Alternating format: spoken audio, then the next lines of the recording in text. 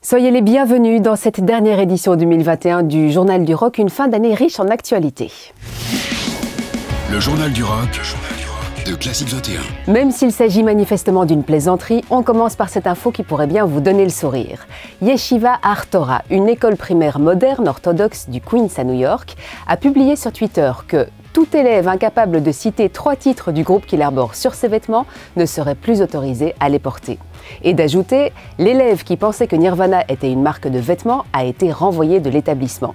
L'école a enfin proposé un stage à la génération X pour la remettre à niveau, en portant par exemple des chemises en flanelle, des Doc Martens et en se procurant un Discman jaune. Bruce Springsteen a vendu l'entièreté de son catalogue musical à Sony Music Entertainment pour un montant de 442 millions d'euros. Il s'agirait du plus important rachat d'une œuvre musicale conclu avec un seul artiste. James Brown est concerné cette semaine aussi avec un accord trouvé lundi pour un total de 90 millions de dollars. Cette vente arrive en point d'orgue à 15 ans de dispute entre les héritiers de James Brown. Ses dernières volontés étaient de partager ses avoirs pour en faire des bourses destinées aux enfants défavorisés de la Caroline du Sud et de la Géorgie. Mais des querelles entre les héritiers de James Brown ont retardé la distribution.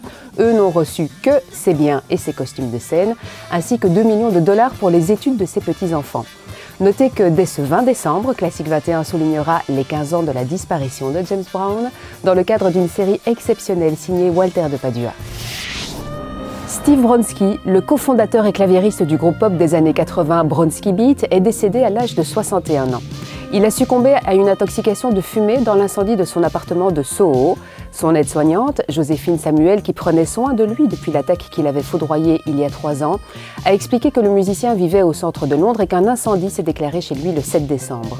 Elle explique que depuis cet AVC, il avait du mal à se lever et qu'il est décédé suite à l'inhalation de fumée. Après le Grand Prix d'Abu Dhabi qui venait clôturer la saison de Formule 1 et qui a vu s'imposer le néerlandais Max Verstappen, le show prévu des Foo Fighters a été annulé pour des raisons médicales imprévues, sans beaucoup plus d'informations. Selon plusieurs médias, alors qu'il faisait escale à Chicago, l'un des membres du groupe a dû être transporté d'urgence à l'hôpital. Et puis, une intrigue de plus de 40 ans a été élucidée. Les restes humains trouvés dans un sac poubelle à Cleveland en 1982 ont été identifiés. Il s'agit du musicien des OJs, Frank Little Jr., qui avait disparu lors d'une tournée, partant rejoindre sa bien-aimée de l'époque et ne réapparaissant plus jamais. C'est une analyse d'ADN de son frère, toujours vivant, qui a permis de confirmer l'identité du guitariste. Le Journal du Rock. Et un coup d'œil à présent sur le reste des infos rock de cette semaine. Ce 13 décembre, une manifestation d'une trentaine de personnes s'est tenue devant le consulat du Royaume-Uni à Manhattan pour soutenir le fondateur de Wikileaks, Julian Assange. Parmi les personnalités présentes, son frère, Gabriel Shipton, l'actrice Susan Sarandon, mais aussi Roger Waters de Pink Floyd. Corey Taylor, le frontman de Slipknot, apparaîtra au grand écran dans le film d'horreur Rucker. Celui-ci raconte l'histoire d'un serial killer qui tente de créer un chef-d'œuvre sanglant tout en conduisant un gros camion de forage. Le chanteur incarne le rôle de l'ami du tueur. Et on va refermer cette édition avec 2 records établis lors d'une vente caritative organisée par The Edge de U2 et le producteur Bob Ezrin.